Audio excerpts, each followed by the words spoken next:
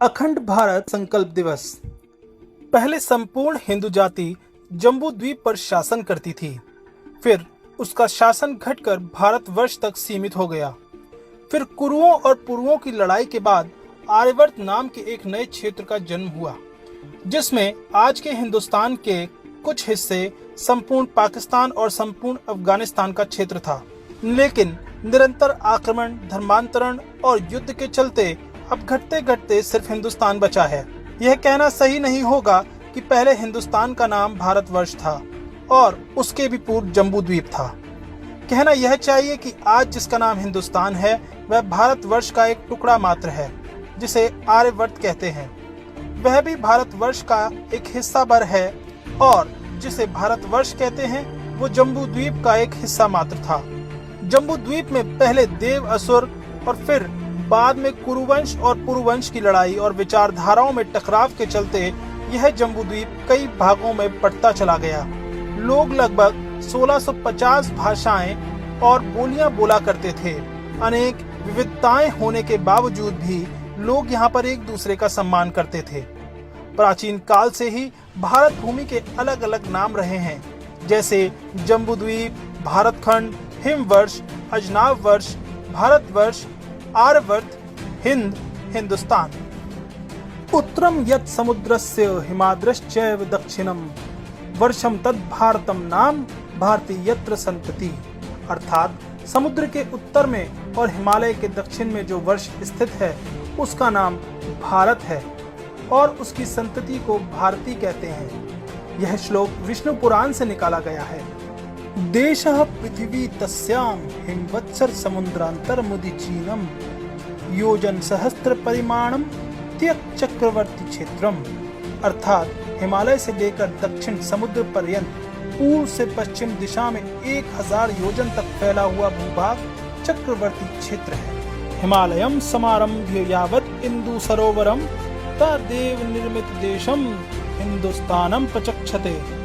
अर्थात हिमालय से लेकर इंदु महासागर तक देव पुरुषों द्वारा निर्मित इस भूभाग को हिंदुस्तान कहते हैं। सप्त सैंधव क्षेत्र में पनपी अग्निहोत्र संस्कृति की पहचान है।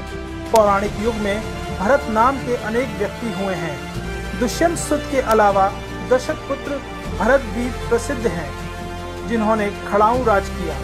नाट्य शास्त्र वाले भरत मुनि भी हुए हैं। एक राजर्षि भारत का भी उल्लेख है। मगधराज इंद्रदुम्न के दरबार में भी एक भरत ऋषि थे। ऐत्रेय ब्राह्मण में भी दुष्यंत पुत्र भरत ही भारत नामकरण के पीछे खड़े दिखते हैं। इस ग्रंथ के अनुसार भरत एक चक्रवर्ती सम्राट थे, जिन्होंने चारों दिशाओं की भूमि का अधिग्रहण कर विशाल साम्राज्य का निर्माण किया और अश्वमेध यज्ञ भी किया, जिसके चलते उनके राज को भारतवर्ष नाम मिला। इसी तरह मत्स्य पुराण में उल्लेख है कि मनु को प्रजा को जन्म देने वाले वर और उसका भरण पोषण करने के कारण भरत कहा गया है। जिस खंड पर उसका शासन वास था उसे भारतवर्ष कहा गया है। नामकरण के सूत्र जैन परंपरा तक में मिलते हैं। भगवान ऋषभ देव के ज्येष्ठ पुत्र महायोगी भरत के नाम पर इस देश का नाम भारतवर्ष पड़ा। संस्कृत में वर्ष का अर्थ इलाका, बंटवारा, हिस्सा आदि भी होता है। सन 1800 से पहले विश्व के देशों की सूची में वर्तमान भारत के चारों ओर जो देश माने जाते हैं, उस समय ये देश थे ही नहीं। यहाँ राजाओं का शासन था। इन सभी राज्यों की भाषाओं के अधिकांश शब्द संस्कृत के ही थे। मान्यताएं व परंपराएं भी बाकी भारत जैसी ही थी। खान पान, भाषा बोली, वेशभूषा, संगीत, नृत्य, पूजा पाठ, पंथ के तरीके सब एक से थे। जैसे जैसे इनमें से कुछ राज्यों में बाहर से मजहब आने लगे, यहाँ की संस्कृति बदलने लगी। इतिहास की पुस्तकों में पिछले 2500 वर्षों में जो भी आक्रमण हुए हैं, उसमें से सबसे अधिक आक्रमण भारत पर ही हुए हैं। ऐसा इतिहासकारों ने अपनी पुस्तकों में कहा है। पर किसी भी इतिहासकार ने अफगानिस्तान, म्यांमार, श्रीलंका, नेपाल, तिब्बत, भूटान, पाकिस्तान, मालदीव या बांग्लादेश पर आक्रमण का उल्लेख नहीं किया है। ये थी अखंड भारत की सीमाएं। अखंड भारत इतिहास की पुस्तकों में हिंदुस्तान की सीमाओं का उत्तर में हिमालय व दक्षिण में हिंद महासागर का वर्णन है। कैलाश मानसरोवर से पूर्व की ओर जाएं तो वर्तमान का इंडोनेशिया और पश्चिम की ओर जाएं तो वर्तमान में ईरान देश या आर्यन प्रदेश हिमालय का अंतिम छोर है।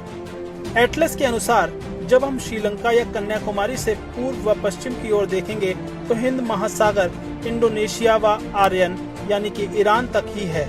इन मिलन बिंदुओं के बाद ही दोनों ओर महासागर का नाम बदलता है। इस प्रकार से हिमालय हिंद महासागर, आर्यन व इंडोनेशिया के बीच का पूरा भूभाग आर्यवर्त ही कहलाता है।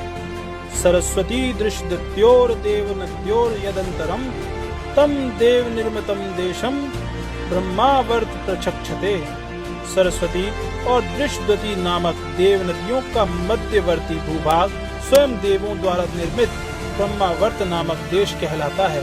उसका वैशिष्ट्य बताते हुए कहा है, यस्मि अन्देशे यः आचारः पारंपर्य क्रमागतः वर्णनाम सांतरालानाम सा सदाचार उच्यते। अर्थात उस देश में जो आचार परंपरा से चला आ रहा है उसे ही सब वर्णों के लिए सदाचार कहा गया है। अर्थात यह ब्रह्मवर्त क्षेत्र एक महान संस्कृति का उद्गम प्रदेश है। भारत माता की जय। आपको ये वीडियो कैसा लगा हमें कमेंट बॉक्स में लिखकर भेजें और हमारे चैनल को सब्सक्राइब करें और बेल आइकन दबाएं। आपका सपोर्ट हमारे लिए बहुत महत्वपूर्ण है।